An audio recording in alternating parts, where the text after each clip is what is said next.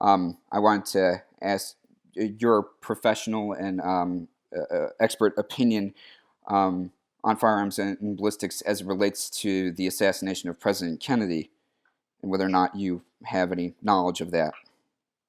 Just what's been on the news, like everybody else. It's 60 years ago, and it's still a big secret, so who knows? We know what we've been told. What are you specifically curious about? Just your professional opinion about the murder weapon and gunshot wounds and trajectory and so forth.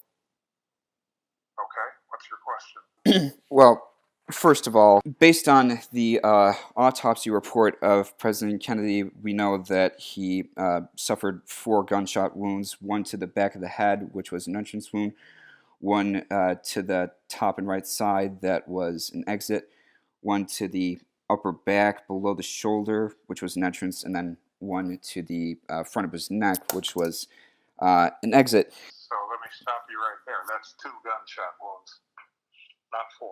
Oh. Every bullet has to go in and out, so that's only 4. That's 2 entrances and 2 exits. That's 2 gunshot wounds. Okay.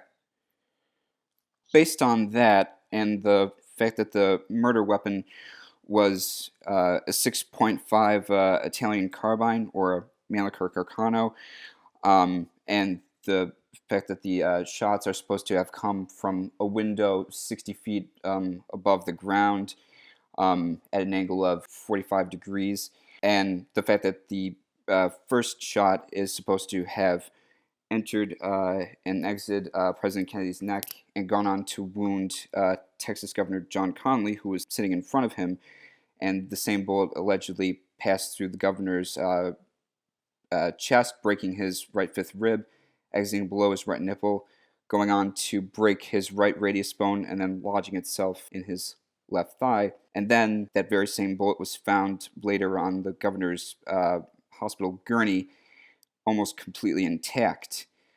Now, my question for that is simply whether or not, in your professional opinion, that would be possible given those circumstances. Definitely. Would you care to elaborate?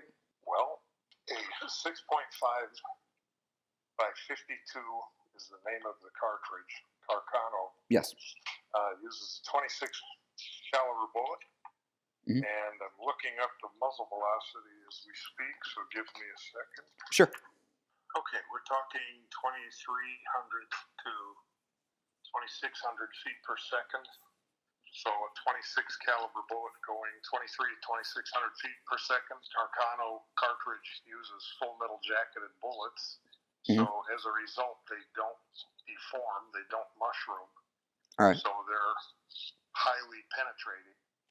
They would certainly go in through, in one side and out the other of a human, and then into a second human, which is sitting only a couple feet away.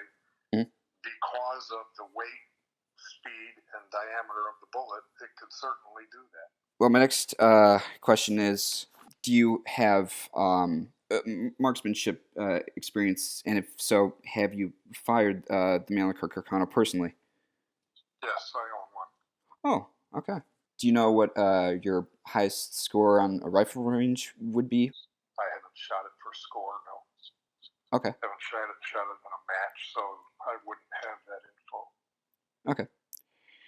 I mean, it's not one of the most accurate rifles in the world, but then again, at 60 feet, that's pistol distance. Well, to clarify, when I say 60 feet, based on the research that I've personally done of the case, 60 feet would be referred to above the ground in the window of the building that Lee Oswald allegedly fired from, and the fact that the target was moving away at a downward angle, and briefly, the limousine briefly stopped at the point of the fatal shot. According to his records in the Marine Corps, Lee Oswald qualified marksman on the rifle range with a score of 191 of 190, which at that time was the minimum qualification for marksman. And also... Can I stop you? Yes. You said 191 of 190? That's not possible. Well, I mean that the minimum score for specifically according to his Marine records book was 190, but he scored 191, just above the minimum. Is what I mean. Sorry. Okay, minimum was 190. He got 191. Gotcha. Correct. Okay. And that was so it was just barely qualified, is your point? Yes, but that was on his last attempt before he was discharged. Prior to that, 3 or 4 years earlier, in 1956, after he first entered the Marine Corps, he scored 212 out of 210, 210 being the minimum qualification for a sharpshooter. And that's based on his target practice scorebook, as well as the testimony of a colonel who was head of the Marine Corps Records branch. Now, based on those scores, in your professional opinion, would you say that he would be average or above average shot? A 191 out of 190? Yes. Is that what you're asking about? Correct. That would be a marginal shooter. Okay. And then with 212 at a minimum of 210, what would you say he would be? About average? What does the number 212 represent? 212. Or the number 210, what does that represent? 210 was the minimum requirement for sharpshooter based on his Marine records book. And 212 was the score that he got, but 210 was the minimum to qualify as a sharpshooter. Okay, well, it's been over 40 years, but my experience with the Marine Corps is that the best rifle shooters gain the level called expert. They wear an expert's badge. Mm-hmm. The people who shoot below that get qualified as what's called a sharpshooter, and the people who qualify below that get called a marksman. So correct. Marksmen are the lower shooters, sharpshooters are the middle shooters, and experts are the top shooters. So if he was just barely into the sharpshooter category, he was a sharpshooter. He was a medium level shooter. Yeah, that's what I've heard, and that's actually what one of his Marines, Sergeant Nelson Delgado, testified as well. To really quick get back to the Mannlicher Carcano, in your professional opinion, would you say it would be an accurate, high-powered rifle as well as an ideal choice for a murder weapon? It'll kill. All guns will kill. Right. So the difference in one to the other, I mean, that's what they're made for. So the difference from one to another is how are you going to apply it? What size animal? And what's the distance? And what's your skill level? For a human, that's what the Mannlicher Carcano was designed for, to kill humans in World War II by the Italian Army. So it's within its field. And then the distance, again, I've been to that location. It's a museum now. Yes. And several stories up, as I recall, the point of the shot and the target were less than 100 yards away, which again is a short distance rifle shot. Mm-hmm. So the only other variable is what's your skill level. He was a more than acceptable shooter, so he was using a rifle used to kill humans at a very short distance, and he was more than well qualified to do so by the U.S. Marine Corps, which their purpose is to kill, and every Marine is a rifleman. So you can't get much better rifle training than the U.S. Marine Corps.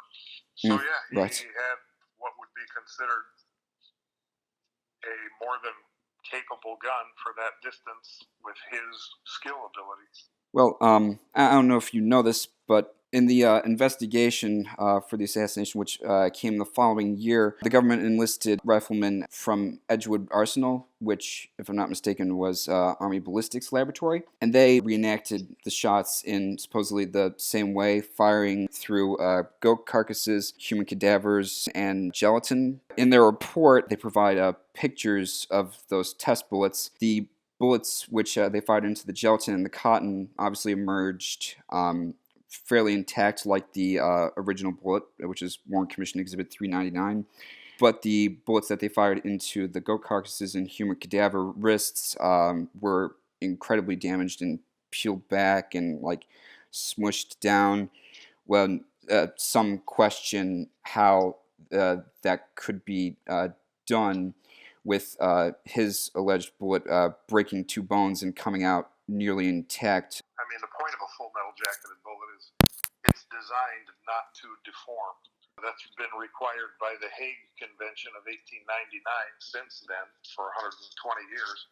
And the reason is all the U.S. militaries that are part of the Hague Convention consider bullets that will deform to be inhumane. Right. Which is utterly ridiculous. You know, it's okay to light a guy up with a flamethrower and blow his legs off with a hand grenade, but you wouldn't want to shoot him with a hollow point because that would be inhumane. So it's stupid. But the fact remains that military powers all use full metal jacketed bullets designed to not deform. Can they still deform? Yes. What would cause that? A variation in the speed of the bullet. The faster it goes, the more resistance it's going to encounter when it hits a hard object. Obviously, bone is harder than muscle. Foreign objects, you know, did the bullet go through a wall or a car door or whatever before or after striking the target? I don't know. But those things can all affect the possibility of deforming even a full metal jacketed bullet. So, like specifically, any kind of hard surface would result in deformity. It just depends on what could target is. result in Yes. deformity. Doesn't have to, but it can. Sometimes soft tissue might be enough. It depends on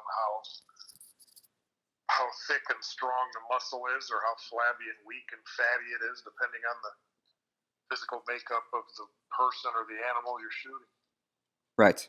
Now, based on the statements of the Dallas police detectives who found the rifle, as well as FBI experts who examined it, they determined that the telescopic sight was misaligned and that the bolt mechanism was difficult to maneuver, so much so that it would throw the rifle off the target. And those are according to the testimonies of two FBI firearm experts who testified and, as a matter of fact, fired the rifle themselves. They were able to fire it, but that they missed the wound locations on their targets. Given that, and the fact that Lee Oswald allegedly fired 3 shots total, the first passing through President Kennedy and Governor Connally, the second missing and injuring a bystander, and the third killing President Kennedy, all within a time frame of allegedly 5.6 seconds, based on the timing of the victim's reactions in a home movie. Would that be possible? I'm sorry, that was a loaded question. 3 shots out of a Carcano in 6 seconds or less, yeah. Okay. I mean, as far as the scope being misaligned, that could have happened after the gun was recovered. It could have happened after the shooting when Oswald dropped it.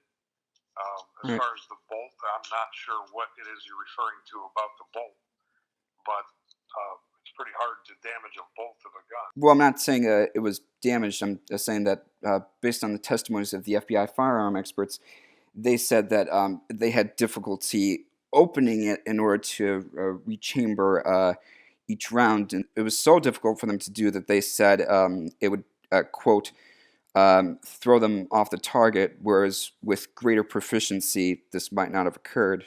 Those are the exact words of FBI firearm expert Ronald Simmons. He also said that the scope was misaligned, as well as the fact that he and the other FBI firearm experts who test fired the rifle didn't have any experience with it. Now, obviously, would a fair amount of experience be required to do so? No. I mean, a bolt action's a piece of cake to operate. You lift the bolt, pull it to the rear, push it back to the forward, and bend it back down and pull the trigger. I mean, if anybody who's not capable of figuring that out has no business handling firearms. Right. I don't know what they thought was difficult about it. As far as it being stiff or something, then that's going to slow you down. It either Right. will open and will close, or it won't fire. If Right. it will open and will close, it will fire. And the only question is, how fast can you fire? So if they couldn't do it within 6 seconds, I don't know. I mean, you have to keep in mind that there's some reason that this stuff hasn't been made public in 60 years. Everybody, and I mean everybody, involved is freaking dead. Right. What are they hiding? Exactly. There's something still being hidden here. It's not like they're still protecting somebody who would have to go to jail if they told the truth. They're all in the graveyard. Exactly. So yeah. this whole investigation is a bunch of BS.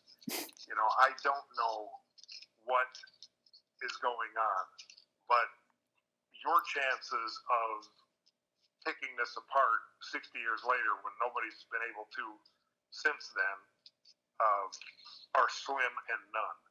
I applaud your research and whatnot, but your chances of getting to the bottom of this, you're going to come up with the same conclusions everybody else has since, I was 4 years old when this happened.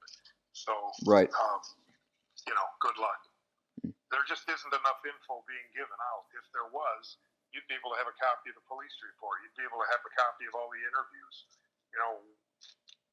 Why would the investigation of a murder, especially of a president, be a secret? And especially after everybody involved is already dead. Right. At this point, they could let it loose and it could show that, hey, the mafia did it, or hey, Larry Smith really did it. So what? Larry Smith's already in the graveyard. The only reason that there would still be to not let it out is that the government was involved. Some politician or some law enforcement agency, which even though those individuals may already be dead, that agency still exists, and it would put some serious negative light on, say, the office of the vice president or the FBI or the CIA or something like that. That's all I Absolutely. can surmise why they're not letting it out, because it would still bounce back on an entity like that. At any rate, I hope that's been of help. I'm going to have to cut this short because I'm in the middle of a project for an attorney, and Okay. that's about all the time I have for you today. Sure. Thank you. Okay, I hope that That was helps. very helpful. Yes. Thank you very much. Okay, have a great day. All right. You too.